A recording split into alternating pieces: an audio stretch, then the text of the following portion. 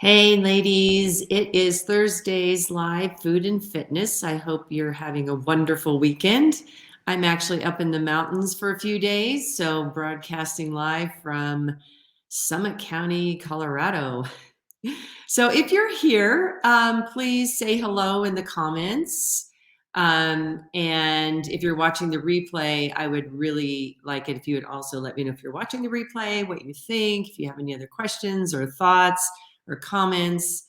Today, we're going to be talking about a topic that is very popular, and that is intermittent fasting. So, what is intermittent fasting? It is a method of eating by which, um, and there's different ways of doing intermittent fasting, but it's repeated cycles of periods of time in which you eat as much as you want, followed by periods of fasting where you're not eating anything at all. So I'm just making sure all the electronic stuff is working. It looks like everything's okay. So again, if you're listening, please comment and let me know what you think or any questions, or if you've had any experiences with intermittent fasting or know anybody that has. So back to that. So intermittent fasting is a method of eating that people are engaging in mostly for the purposes of weight loss. However, some people use it as a way to lengthen their life because some of the claims about intermittent fasting is that it can lengthen your life.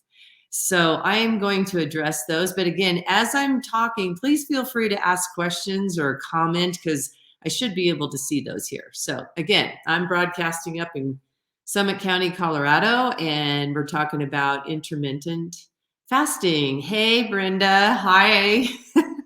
Hope you're enjoying Idaho. So intermittent fasting has become popular. There is a fair amount of research behind it.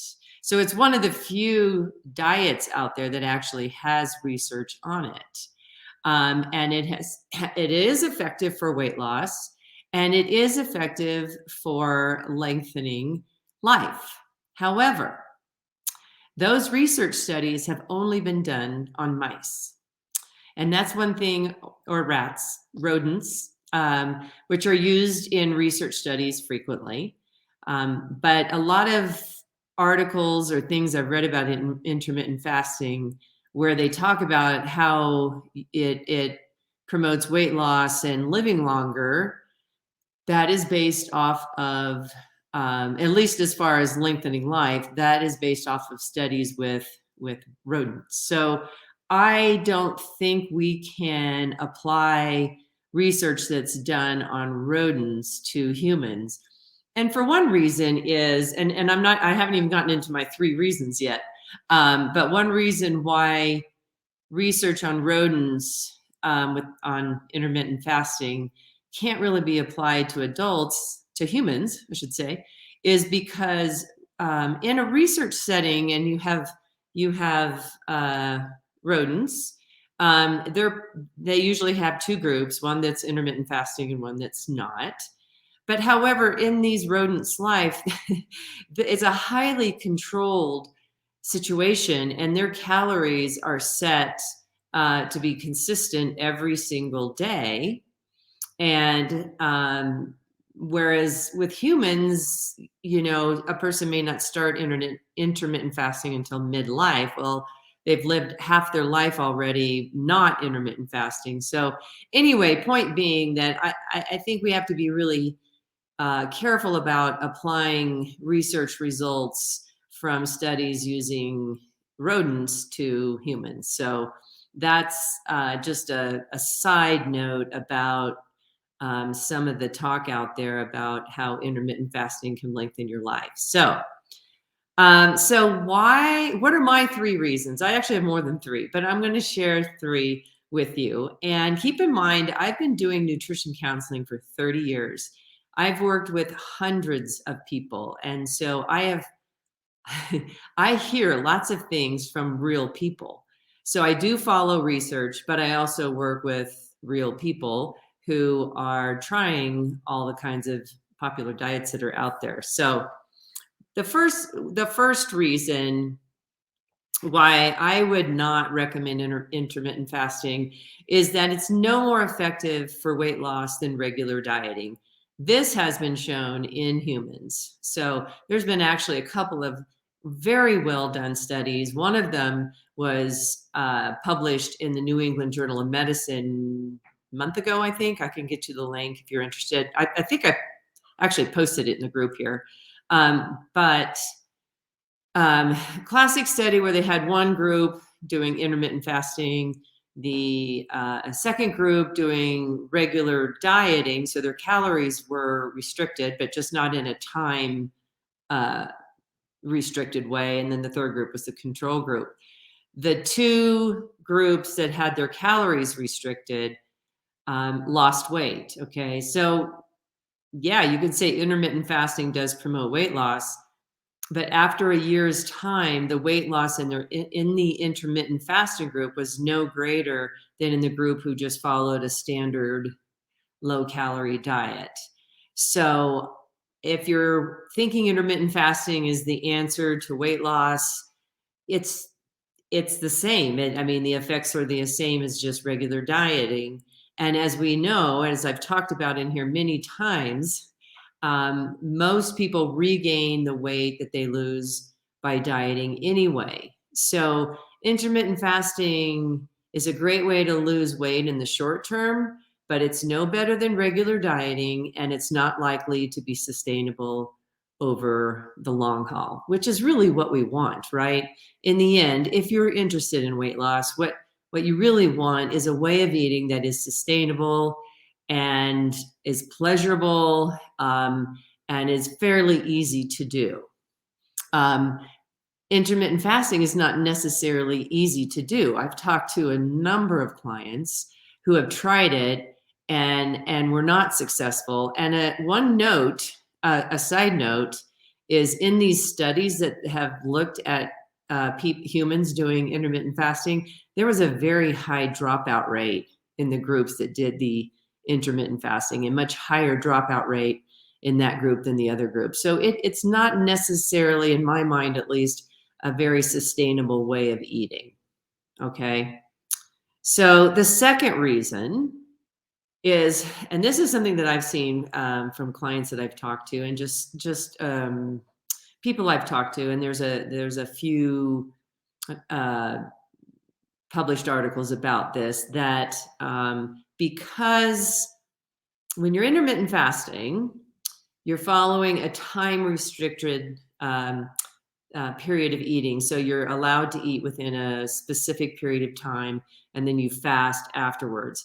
Now, there's a lot of different ways to intermittent fast. I know some people do like the 6-8, where they can eat within a 6-hour window and then they fast for 8 hours, eat within the 6 hours, fast 8 hours, and they keep doing that. But then I've also heard of a 5-2, where it's actually by days. They eat their hi Sarah.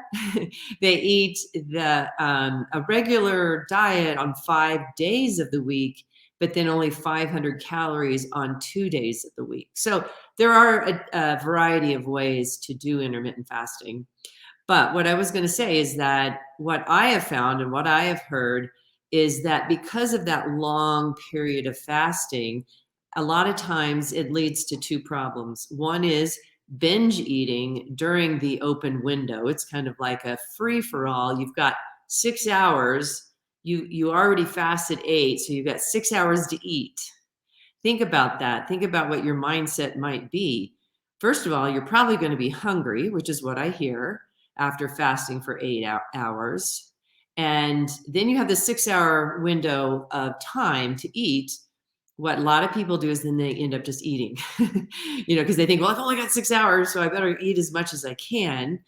And in the intermittent fasting programs that I have seen, there really is no emphasis on nutrition during that period of eating. It's kind of like you can eat what you want.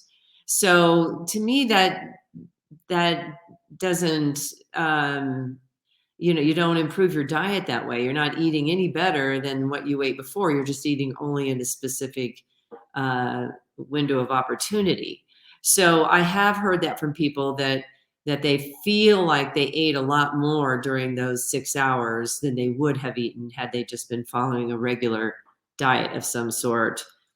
Um, and along those same lines, many of you know I teach intuitive eating, and the basis of intuitive eating is actually tuning in and following your own internal cues for hunger and fullness and satisfaction. And it actually takes several months to retrain yourself to become more internally based, where you're listening to your own body and following what your body is telling you. Intermittent fasting is the exact opposite. It's using an external source, an external uh, signal for you to eat, and that would be the clock, right? So you only eat within that period of time, whether you're hungry or not. And then during that fasting period, if you do get hungry, you can't eat. So you're ignoring your hunger, which in the long run backfires. Usually leads to binge eating later on, or just kind of what's called dysregulated eating, dysregulated appetite. It's very abnormal to do that. I know some people say, well, this is how cavemen and women ate. I don't know. Who knows how they ate, and why do we have to mimic how they ate? We're in a whole different world now, right? So I don't like intermittent fasting from the standpoint of that it is the exact opposite of intuitive eating. The third reason, and this is probably the well, I don't want to say most important, but it's one of the biggest reasons, is that during fasting, the rate of what's called muscle protein breakdown increases. So, as I've talked about in here before, our bodies have a rhythm of muscle protein synthesis and muscle protein breakdown. When we eat, we stimulate muscle protein synthesis. And that's why when you eat 3 meals a day, you are stimulating that rate of muscle protein synthesis, which means a anabolic period, or a period of when it's possible to build muscle, okay? Which, as we know, is important as we get older. And I've talked about that in here for many times, for a lot of reasons. When we fast, muscle protein breakdown, and that's when we break down muscle tissue, increases. So if you have a period of time, let's say a couple weeks, where you're following the 6-8 type of intermittent fasting, where you're eating for 6 hours and then fasting for 8 hours, you have a lot of time spent fasting. You're going to have more muscle protein breakdown because you're spending more time fasting. And if those of you in here watched my interview with Dr. Stu Phillips a couple weeks ago, he's a protein muscle researcher. I emailed him and just asked him what he thought about intermittent fasting, and he said, "Well, if you're interested in losing weight quick, yeah, you could try intermittent fasting. If you're interested in being strong and building muscle, don't do intermittent fasting." So in my mind, that is probably one of the biggest reasons, is that you do risk breaking down muscle tissue. And you might think, well, that's not a big deal. But it actually is a huge deal.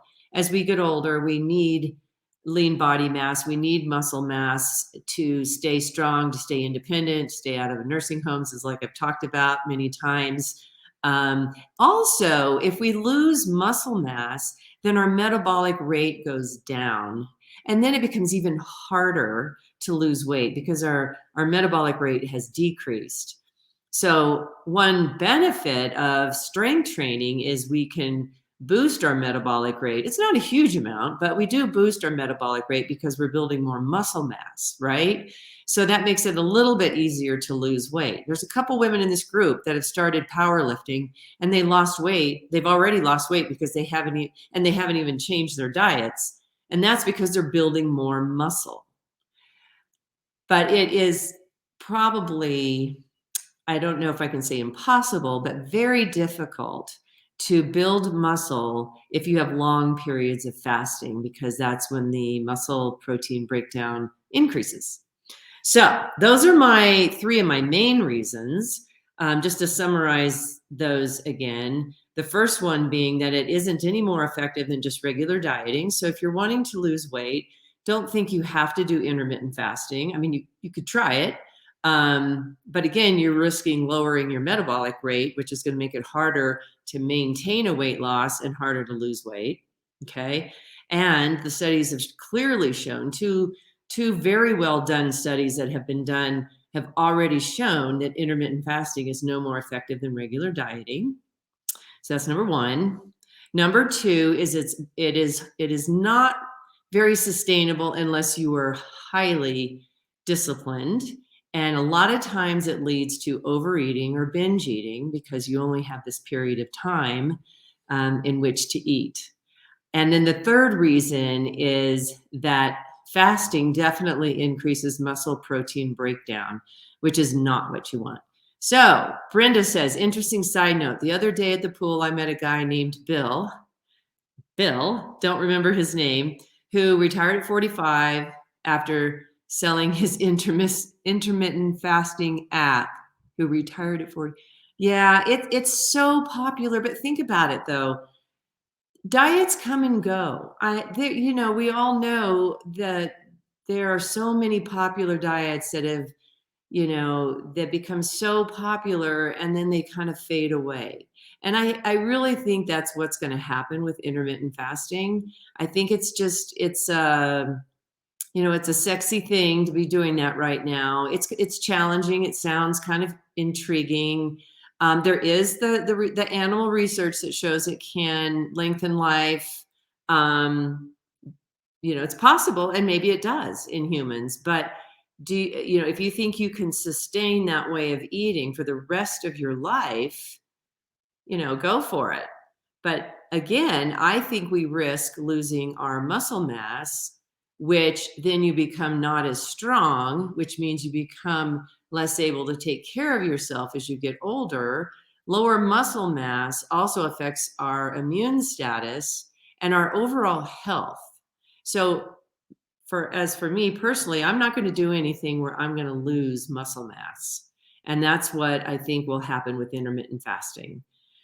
So those are my three reasons why. I'd love to hear what you think. I know there's people out there who like it a lot, who think it's the best way to go, or who are successful with it, and that's fine. Everybody's different, and different strokes for different folks, right? So please feel free to comment, and that's how we learn. So anyway, those are my three reasons not to do intermittent fasting. I do teach intuitive eating, and in fact, intuitive eating is part of Women in Motion, the program, the 16-week customized strength training program that Kurt and I do. And in that program, we learn the basics of intuitive eating. And I also do intuitive eating counseling that is more in depth. If any of you are interested in learning how to do intuitive eating, I do teach that. So anyway, I hope you guys all are well and eating and enjoying food and eating according to hunger and fullness rather than what the clock says. So I hope that all made sense. Have a great day. I will see you guys all next week. Bye-bye.